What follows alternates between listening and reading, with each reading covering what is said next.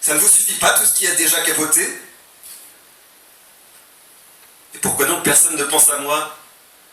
Moi aussi je suis un homme, bien que juge. J'ai aussi mes droits, oui, les droits de l'homme. Ça y est, j'ai tout compris. Quel rapport avec moi? Le procès, il n'a même pas eu lieu. Mort à 37 ans, d'accord? Vous voulez que je vous dise honnêtement? Je n'ai pas pitié de lui. Pas pitié du tout. Accuser de sa mort le système judiciaire ne serait pas juste. Ceux qui font du bruit autour des violations des droits, ce sont exactement les mêmes qui volent par wagons entiers. Ce sont eux qui crient qu'on ne doit pas mettre en détention les auteurs de délits économiques. Eh ben bonjour! On peut vous jeter en prison pour une tranche de saucisson, mais c'est quand c'est des valises pleines de fric qu'on a volé, on ne devrait pas? Il est mort. Vous avez entendu ce qui va se passer? Une réforme. Je sais que partout, il y a des taxes à payer pour tout, y compris pour un peu d'eau bouillante. Au tribunal Tverskoï, c'est un prix. Au tribunal Basmani, un autre. Je ne sais pas pourquoi.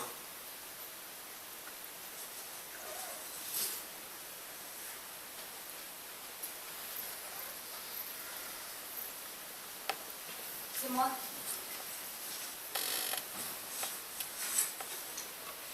Le détenu s'est plaint de douleurs aiguës, ce qui pouvait être vrai ou ne pas l'être.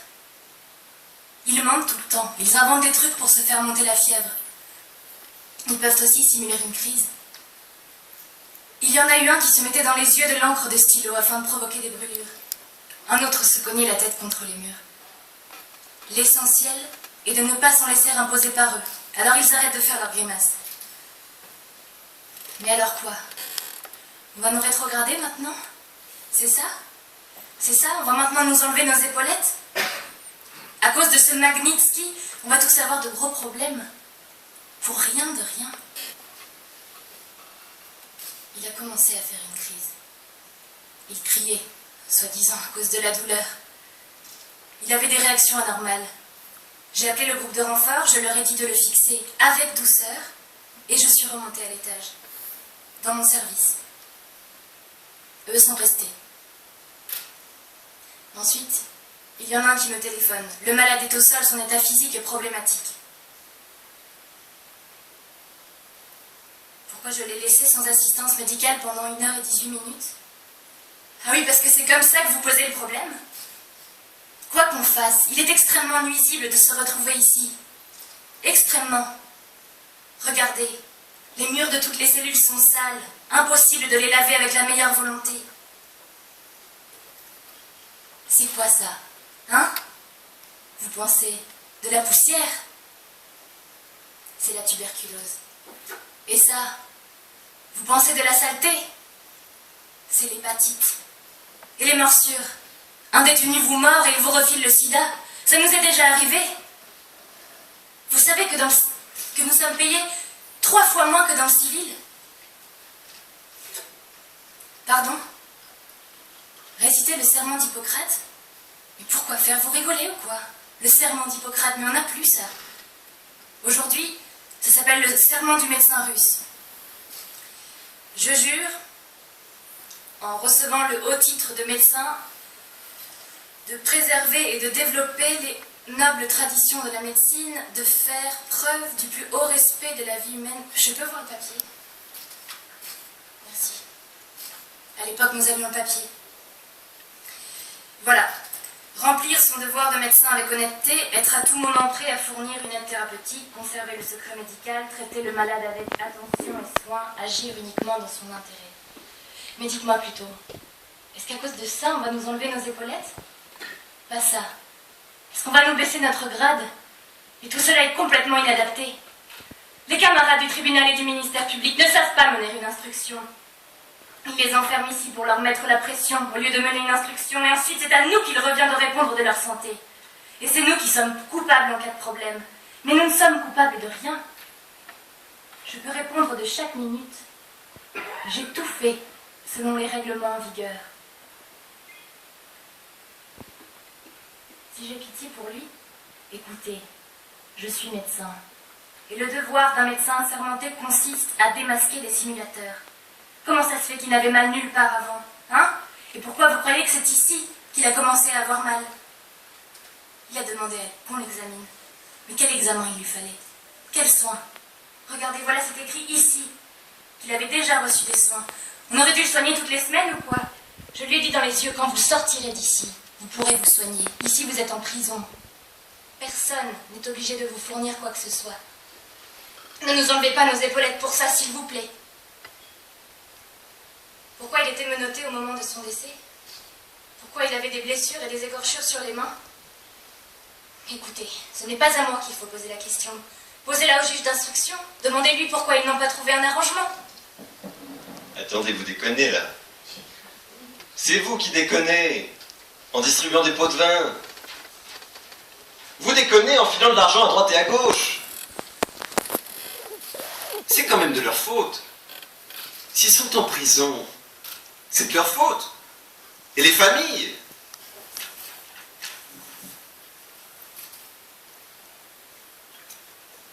C'est comme ça. Un peu d'eau chaude coûte plus cher au tribunal Tagansky qu'au tribunal Tverskoy. Je ne sais pas pourquoi. C'est une sorte de taxe.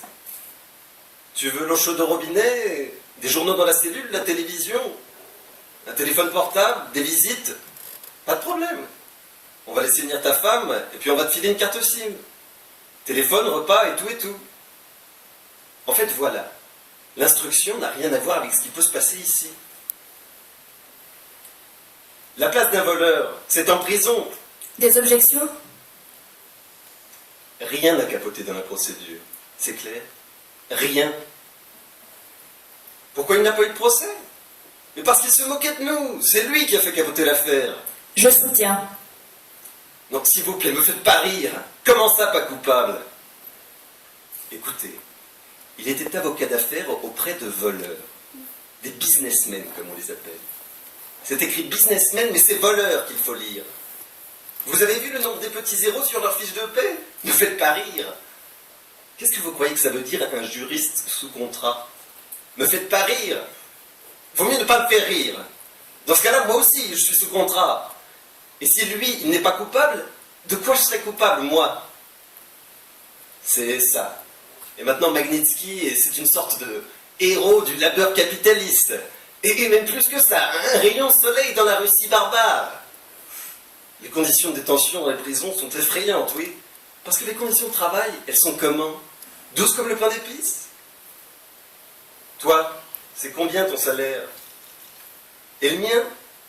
Vous voulez pas que je parle de mon salaire? Quoi? Tu sais tout ce qu'on nous file sous la table? C'est bon, t'as gagné. C'est une condamnation pour calomnie que tu cherches? Il n'a pas coopéré avec l'instruction. Il avait des douleurs, qui disait. Si vraiment il en avait eu des douleurs, il aurait coopéré. Je soutiens. Mais pas lui. Et ça, c'est pas correct. Il devait coopérer. Un dossier sur 5 milliards, c'est une bonne affaire. Pour tout le monde.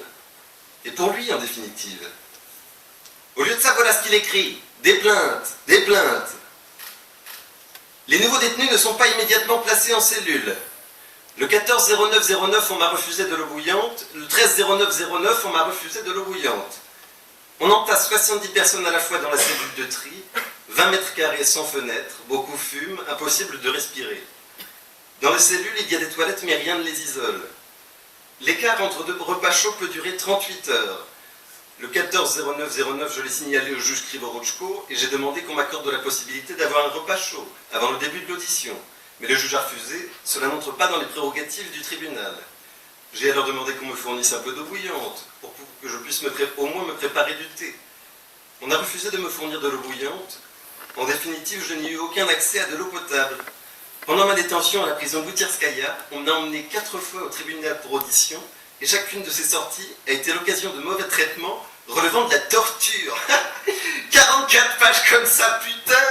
Mais c'est pour la Cour européenne de Strasbourg qu'il a accumulé tout ça. Putain, il croyait pouvoir s'en sortir comme ça. J'ai déposé ma plainte et le jour même, on m'a transféré dans la cellule 59 où les conditions étaient encore pires. Sensiblement en dessous de la norme sanitaire en vigueur, 7 mètres carrés par personne, selon la recommandation du Comité européen pour la prévention de la torture et des peines et traitements inhumains ou dégradants. Mais dans ce cas, pourquoi est-ce que personne ne parle de l'état des locaux attribués aux gardiens, quand il y a à peine 2 ou 3 mètres carrés par agent? On s'apitoie sur les voleurs, mais jamais sur nous. Nous aussi, on est des hommes. Mais personne ne pense à nous.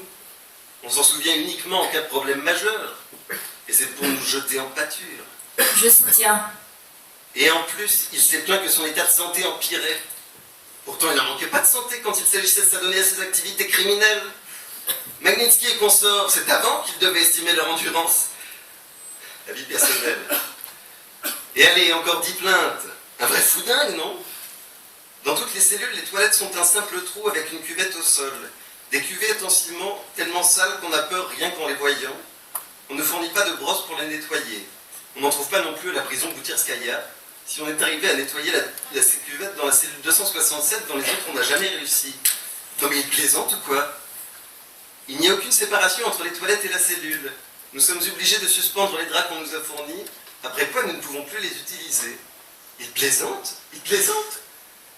Les rats courent librement dans les canalisations. Dans les cellules 59 et 61, la distance entre les toilettes et les lits est de moins de 1 mètre.